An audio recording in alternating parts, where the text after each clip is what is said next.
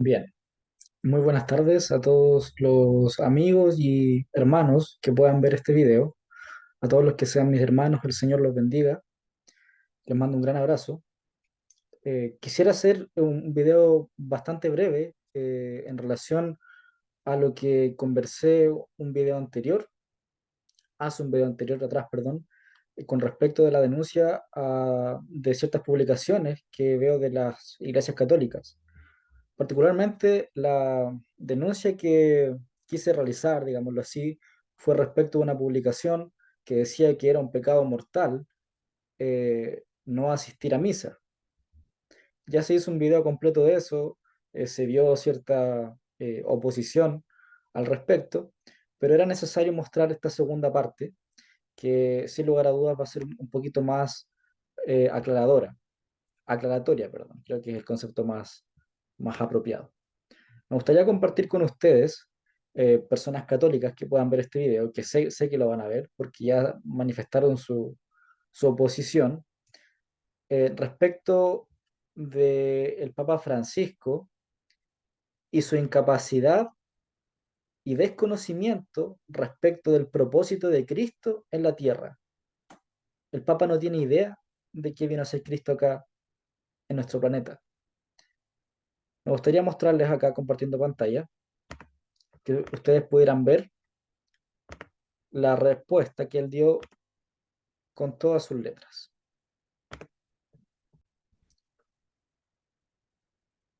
Publicó esto en redes. Confieso con toda sinceridad, no sé responder. Ay, pero usted estudió teología, filosofía, pero no sé responder. ¿Y sabés por qué? Porque no hay respuestas.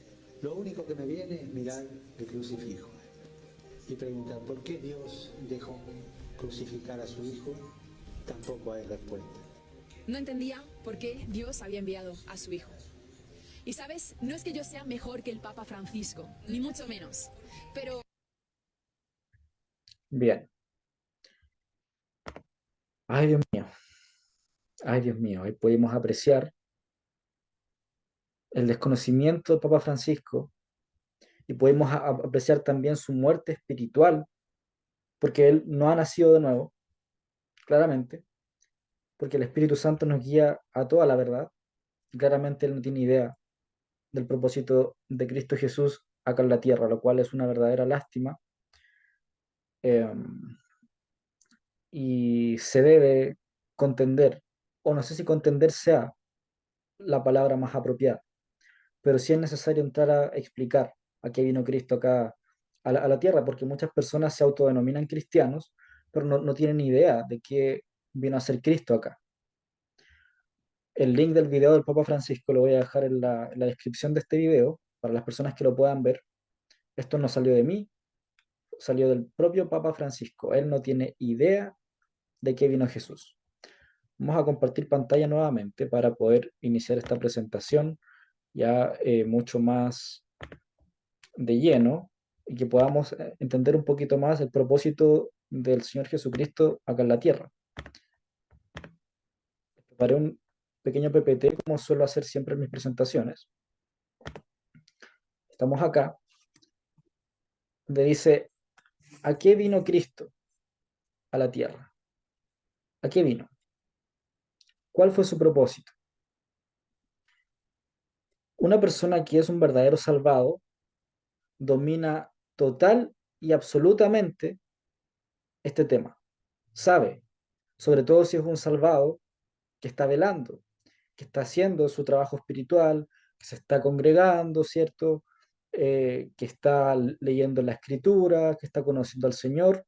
Todo salvado debiese saber responder a qué vino Cristo a la tierra, porque de lo contrario, si no sabe a qué vino, no es una persona salva, ¿cierto? Es solamente un simpatizante, pudiésemos decir, de Cristo, de su filosofía de vida, pero no de su propósito.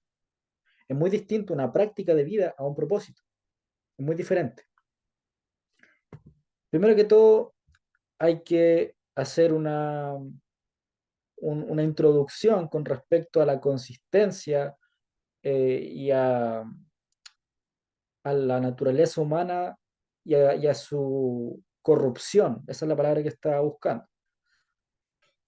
Dice en Génesis 8:21, el Señor ya casi al inicio de los tiempos ya venía diciendo encarecidamente, el intento del corazón del hombre es malo desde su juventud.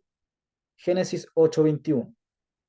Ahí Jehová está diciendo eh, que el hombre, desde el momento en que abandona su estado de niñez o ese raciocinio de la infancia y peca, su corazón se pervierte. Es decir, nosotros desde nuestra más temprana edad, entiéndase que no siendo un niño, pero ya desde una edad joven, podemos comprender que nuestro corazón es malo, porque en nosotros ha entrado la ley del pecado, producto de haber cometido, aunque sea un solo pecado, conforme a Ezequiel 18:4, que eso ya se ha explicado en el canal en incontables ocasiones. Pero el Señor es súper enfático, no solamente en el Antiguo Testamento, sino también en el Nuevo Testamento, de que la naturaleza del hombre es una naturaleza maligna, corrompida, incapaz de dejar el pecado. Eclesiastés 7:20, ciertamente no hay hombre justo en la tierra que haga el bien y nunca peque. Romanos 3:10, no hay justo ni a un uno. Y así, Pablo decía, que ya vamos a analizar aquí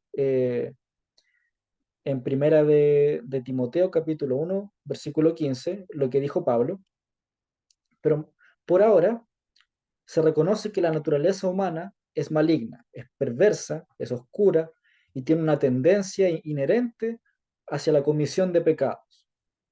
¿Sí? Eso para dejarlo en claro. Y es esa naturaleza que debe ser reconocida para un correcto arrepentimiento para salvación, para que ocurra metanoia, el cambio en la forma de autopercibirnos ante el Señor. ¿Qué pasa entonces?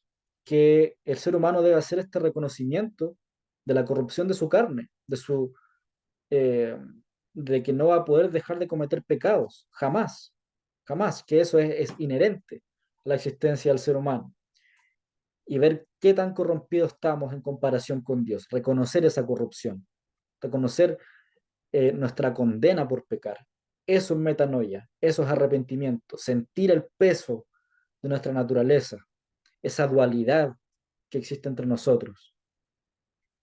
Porque si bien es cierto, tenemos al Espíritu Santo, pero no se nos quitan las inmundicias de la carne. En eso hay que ser súper enfático, que está en primera de Pedro 3:21. El bautismo que corresponde a esto ahora nos salva, habla del Espíritu Santo, no quitando las inmundicias de la carne. Uno es salvo, sí, pero esta naturaleza humana, de Génesis 8:21, el intento del corazón del hombre es malo desde su juventud, eso no se quita.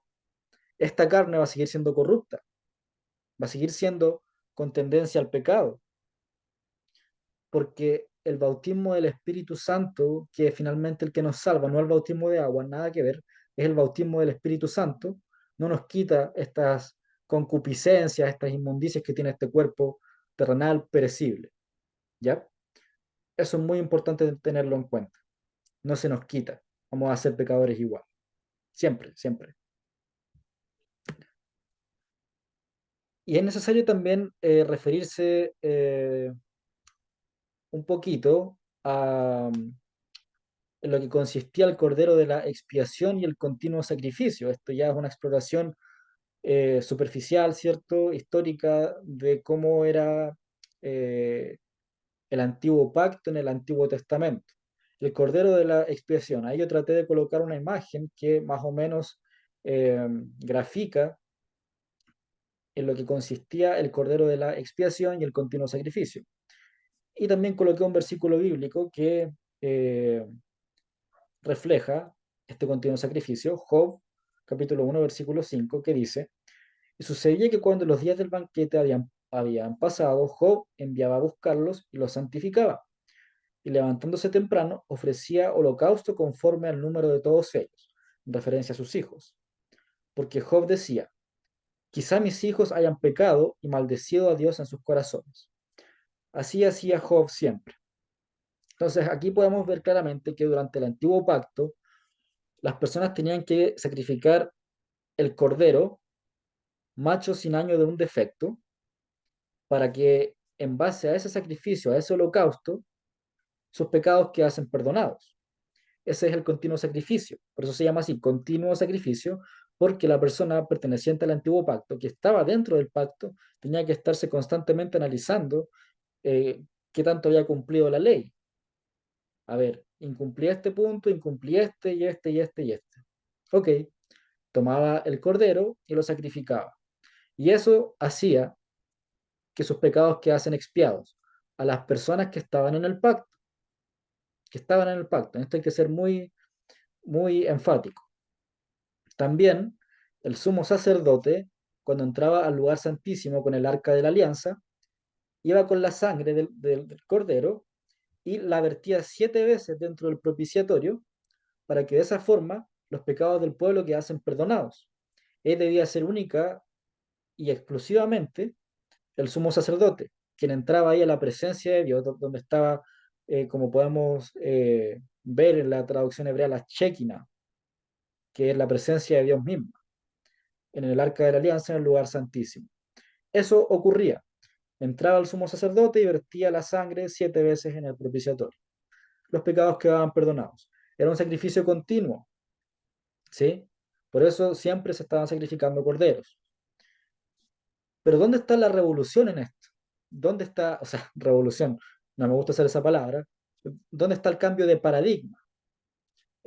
Disculpen que no quiero usar la palabra revolución, pero no me gusta el lado político del que viene. El cambio de paradigma surge, queridos amigos, en el Nuevo Testamento con la llegada del Señor Jesucristo. Y aquí quise colocar este versículo porque hay un cambio radical. O sea, estamos hablando de un pacto que se deroga y pasa a ser un pacto nuevo, el pacto de la fe. Dice Hebreos 10:14, con una sola ofrenda hizo perfectos a los santificados. Esa sola ofrenda está acá graficada en la cruz. Y esa sola ofrenda es el Cordero de Dios, Jesucristo. Jesucristo fue el sacrificio perfecto que nos reemplazó cargando todos nuestros pecados en la cruz y dejándonos libres de toda condena, dejándonos libres de toda imputabilidad ante los ojos de Dios. Ya no es necesario que uno ande sacrificando corderos, porque el sacrificio perfecto ocurrió en la cruz. El sacrificio es Jesucristo. Él dio su vida siendo condenado por mis corrupciones, por mis pecados, por los pecados de todo el mundo, y nos dio vida eterna. El sacrificio fue perfecto. El Señor se dio cuenta, efectivamente, que nuestra carne está tan corrompida que tuvo que enviar a su Hijo Jesucristo para que nosotros fuésemos salvos por Él, porque se dio cuenta que efectivamente, si la salvación se daba únicamente por las obras, todos íbamos a estar en el infierno. Las obras no nos salvan, porque hemos pecado. O sea, no hay ninguna obra que efectivamente nos pueda salvar, porque la paga del pecado es muerte, como ya se explicó en el video anterior. La paga del pecado es muerte. Entonces, el sacrificio perfecto es Jesucristo. Con una sola ofrenda hizo perfectos a los santificados. Esa ofrenda es Cristo. La base bíblica respecto del propósito de Cristo se encuentra, bueno, hay una serie de versículos, pero yo quise destacar estos para hacer este video bastante breve, para no extenderme demasiado, porque esta es la parte 2 y final. La base bíblica establece lo siguiente. En Juan 3:16 y Juan 3:17 está clarísimo por qué vino Cristo al mundo. Clarísimo. Juan 3:16. Porque de tal manera amó Dios al mundo que ha dado a su Hijo unigénito para que todo aquel que en él crea no se pierda, mas tenga vida eterna. Juan 3:17. Porque no envió Dios a su Hijo para condenar al mundo, sino para que el mundo sea salvo por él. Yo me pregunto acá, ¿cómo es posible que una persona con tantos recursos, con tanto acceso a una educación de primer nivel, a una carrera de teología y filosofía, no sepa algo tan básico? El Papa me refiero. Y la respuesta es muy sencilla a eso. ¿Cómo es posible si él tiene estudios de teología? Él es su santidad, como le dicen. Él no maneja este concepto del propósito de Cristo porque no tiene el Espíritu Santo morando dentro de él. Porque la Escritura dice que el Espíritu Santo nos guía a toda la verdad. Yo tengo el Espíritu Santo y el Espíritu Santo me guía a toda la verdad. Así como si otro salvado que también lo tiene, lo guía a toda la verdad. Y eso le da una ventaja inconmensurable en relación al conocimiento que pueda manejar Francisco. Y todo cura católico, porque esto es transversal al catolicismo. Transversal. No quiere decir que, por supuesto, yo esté satanizando a todos los católicos en lo absoluto. Como dice la palabra del Señor, eh, que debemos corregir con mansedumbre. Eso está claro. Debemos corregir con mansedumbre, por si acaso el Señor le concede el arrepentimiento y que ese arrepentimiento los lleve a la verdad a esas personas. Siempre tener en claro eso, la corrección con mansedumbre. Por lo tanto, no quiero satanizarlos a todos. Puede que una persona católica que vea estos videos o los videos de mi hermano Ulises Astudillo, que también le voy a compartir el link de su canal en la descripción de este video, pueda ser salva. Perfectamente lo pueden ser. Acá yo estoy exponiendo la hipocresía de los líderes católicos y su desconocimiento. Acá acabamos de dejar claro el propósito de Cristo, clarísimo, para que todo aquel que en él crea no se pierda, mas tenga vida eterna. No envió Dios a su Hijo para condenar al mundo, sino para que el mundo sea salvo por él. Lo envió para que sea un sacrificio perfecto, cargando todos nuestros pecados. También me gustaría hacer referencia a 1 de Timoteo, capítulo 1, versículo 15, donde se establece clarito, clarito ahí, el propósito. Esto lo dijo Pablo, que Cristo Jesús vino al mundo para salvar a los pecadores, de los cuales yo soy el primero. Aquí me gustaría desglosar dos cosas. Primero, en 1 Timoteo 1:15 está clarísimo el propósito de Cristo, a salvar a los pecadores, salvar al mundo de la condenación por el pecado, no de la vida en el pecado. Uno va a seguir pecando igual, más de la condenación por el pecado. Y luego dice de los cuales yo soy el primero. ¿Ustedes han escuchado algún papa, algún pastor evangélico decir, yo soy el primero, yo soy un pecador, yo soy un degenerado, yo tengo estos pensamientos cuando veo a una chica, de repente me paso de copas, de repente tengo este pensamiento violento? ¿Han escuchado eso? ¿Han escuchado, por ejemplo, al Papa Francisco, algún monseñor, Armando Alducin, Gary Lee, Dante Gebel, eh, y no sé cuántos otros más existirán que dicen eso? Permítanme contarles mi experiencia.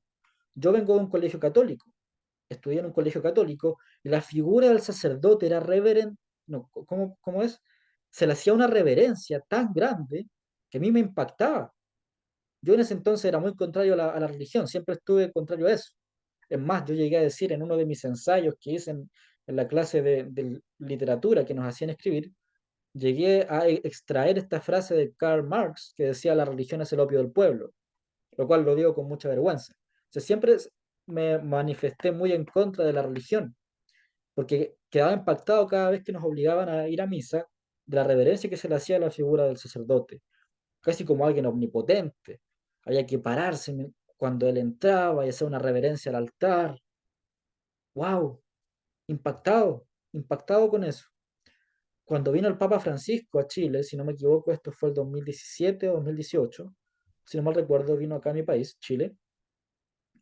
¡Wow! El colegio estaba vuelto loco por eso, y habían fiestas y liturgias, y su santidad. Entonces, es impresionante. Ellos nunca reconocieron que son pecadores. Se autosantificaban, se canonizaban, y la gente también contribuía a aquello. También critiqué ahora en este video a Armando Alducin, que es un pastor que lamentablemente acá en mi hogar ven mucho. Eh, Él es muy inquisidor e inmisericordia para con sus feligreses, que les dice, tú eres borracho y eres pecador y tú no vas al reino de los cielos. ¿Y tú, Alducin, acaso tú no eres pecador? ¿Acaso tú no lo eres? O sea, dejaste de ser pecador. O sea, venciste las inmundicias de la carne, te renovaste tu cuerpo. ¿Qué hipocresía más grande la de los líderes religiosos? ¿Qué hipocresía más grande? Y es indignante. Es indignante porque mandan almas al infierno y eso ya no se puede tolerar. Un verdadero salvado ya no puede tolerar aquello. No puede. Yo soy un verdadero salvado. Estoy aquí para que todas las almas sean salvas. Ese es mi objetivo y ese es el objetivo del Padre. Esa es la voluntad del Padre. Primera de Timoteo capítulo 2, versículos 3 y 4. Esto es bueno y agradable para el Señor, que quiere que todas las almas sean salvas y vengan al conocimiento de la verdad. Esa es la voluntad del Señor, que todas las almas sean salvas, incluyendo la de estos líderes religiosos. Arrepiéntanse, arrepiéntanse y crean en el Evangelio. Aún tengo esperanza en que lo puedan hacer, aún tengo esperanza en que lo puedan hacer. A veces se reduce un poco, pero la esperanza está. Bueno, sigamos. Juan 10:28. Y yo les doy vida eterna y no perecerán jamás, ni nadie las arrebatará de mi mano. Ahí está clarito que la salvación no se pierde. Entonces, Cristo Jesús vino a la tierra a reemplazarnos a nosotros en la cruz del Calvario de la condena que nos correspondía por pecar, por ser pecadores, dándonos vida eterna por tener fe en el Evangelio, por tener fe en esa obra salvadora. Ese es el propósito de Cristo. Ahí obtenemos la vida eterna y la salvación no se pierde. Así, un salvado mate mañana, un salvado mienta mañana, un salvado fornique mañana. Juan 10:28 establece: les doy vida eterna y no perecerán jamás, y nadie las arrebatará de mi mano. Si fuera, a ver, si estamos hablando de vida eterna y la salvación se pierde, ¿es eterno? En lo absoluto. Dios no se contradice. Como dije, si un salvado mata mañana, igual va al cielo. Igual va al cielo. Por supuesto que no queda exento del castigo de Dios, porque una persona cuando es salvado pasa a ser hijo de Dios y Dios a quien ama disciplina. No me malinterpreten. No es un llamado a pecar, sino que es para que se entienda que la salvación es eterna. Nadie arrebatará de las manos de Cristo las almas que sean salvas por Él. Nadie. No perecerán jamás y nadie las arrebatará de mi mano. Y acá está el Evangelio.